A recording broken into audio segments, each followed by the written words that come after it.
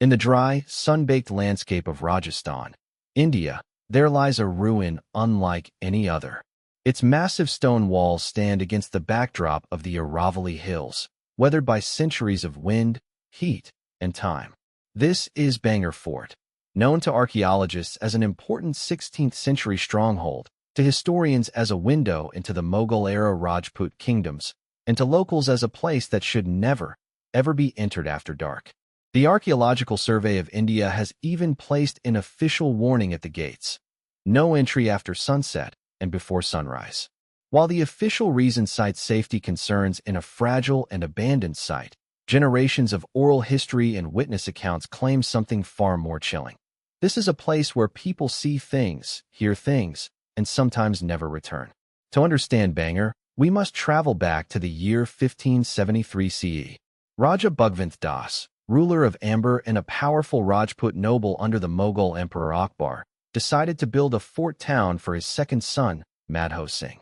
The location was chosen for its strategic position, nestled between the sloping Aravalli Hills and a fertile plain, with a natural spring providing fresh water.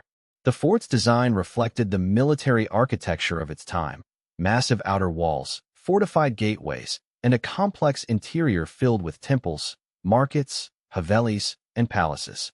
It was intended not only as a defensive post, but as a thriving settlement. Madho Singh, the younger brother of the famous General Man Singh I, took up residence, and under his rule, Bhangarh flourished.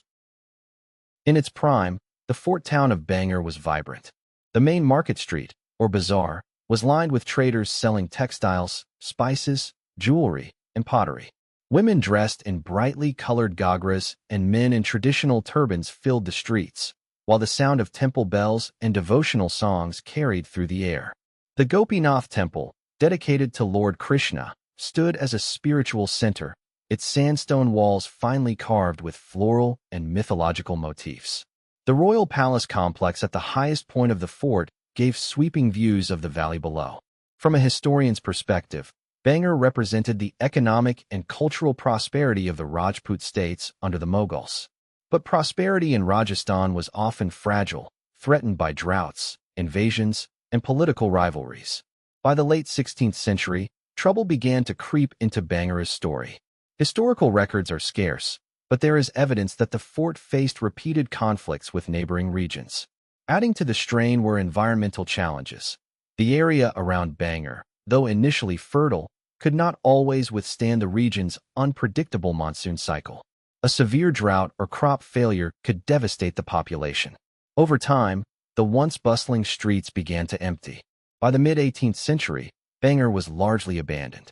Here the historical record merges with the oral traditions of the locals, and this is where the fort's haunted reputation takes root. While historians rely on written accounts, archaeologists' surveys, and Mughal records, villagers in the nearby hamlets have long passed down a different story, one involving a curse. According to these local legends, a powerful occult practitioner, or tantric, named Singhiya, fell in love with Princess Ratnavati, believed to be the most beautiful woman in the region. Knowing that his status as a commoner and his association with black magic meant he could never marry her, Singhiya allegedly attempted to enchant her through a magical potion hidden in a bottle of perfume. But Ratnavati saw through his trick. In the struggle that followed, the bottle was thrown onto a large boulder, which rolled down and crushed the tantric to death. Dying, he cursed the entire fort town, declaring that no roof in Bhangarh would ever stand again and that the place would be left desolate forever. From a strictly historical perspective, this curse cannot be proven. It exists purely in the realm of folklore.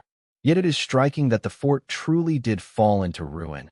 Its houses without roofs, its market stalls collapsed, and its palace halls opened to the sky. For believers, this is proof enough that the curse came to pass. In modern times, the Archaeological Survey of India has taken charge of the site, designating it as protected heritage. Yet, the ASI's warning sign at the entrance is unique. Entering the borders of Bhangarh before sunrise and after sunset is strictly prohibited. Officially, this is explained as a safety measure. At night, the fort is pitch dark, without lighting, and the risk of injury from uneven terrain, hidden wells, or wild animals such as leopards and snakes is real. But for many, This official reasoning is only part of the truth. The villagers of Gola Ka Bass, the settlement closest to Bhangarh, will rarely, if ever, venture near the fort after dark. They speak of strange lights moving along the ramparts, the sound of anklets tinkling in empty corridors, and voices calling from deep within the palace ruins. Several visitors have claimed to experience unexplainable phenomena during daytime tours. Some report hearing faint music, similar to the ragas once played in the royal court, echoing faintly in areas where no musicians stand. Others have described feeling an invisible presence following them through the bizarre street, or sudden, unnatural drops in temperature while standing in the open courtyards. On more than one occasion, photographers have returned from Bhangarh with images that show hazy orbs, human-like silhouettes, or distortions in the frame, despite the absence of dust or lens flare. Researchers and skeptics have attempted to explain these accounts in rational terms. The fort's location in the Aravalli Hills means that wind can funnel through its narrow passages, creating whistling sounds and sudden cool drafts. The shifting of loose stones or the calls of nocturnal birds can be mistaken for footsteps or voices. Psychologists point out that the power of suggestion plays a significant role. Visitors who come expecting to encounter something paranormal may interpret ordinary sounds and sensations as supernatural. Yet, even with these explanations, there remain testimonies that defy easy dismissal. One documented case involved a group of tourists in the early 2000s who stayed beyond sunset despite warnings. They later reported hearing a woman's voice singing from the direction of the Gopinath temple, even though the area was entirely deserted. When they attempted to leave, they found the main gate unusually difficult to open, as if something resisted from the other side. The story reached local police, who, while skeptical, confirmed that the group appeared visibly shaken when they returned to the village. Another report came from a team of researchers studying the fort's architecture. While measuring the interior chambers of the palace, they claimed to hear heavy footsteps approaching, though no one else was present. This was in broad daylight, and the fort was otherwise empty apart from their own team. Today, Bhangarh Fort is a popular daytime tourist destination.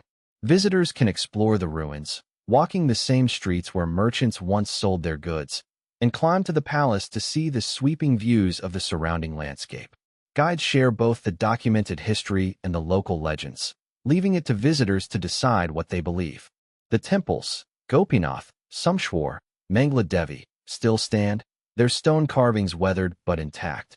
Monkeys move freely among the ruins, and the spring-fed pond near the fort remains a peaceful spot for daytime picnics. But as the sun begins to sink behind the hills, the atmosphere changes. Shadows lengthen, the light fades, and the once inviting courtyards take on a more foreboding air. By the time dusk arrives, the fort is empty of visitors. The gates are locked, and silence falls over the ruins. Only the wind moves through the abandoned streets, carrying with it echoes of a time long gone, and perhaps, as some would say, the whispers of those who never left.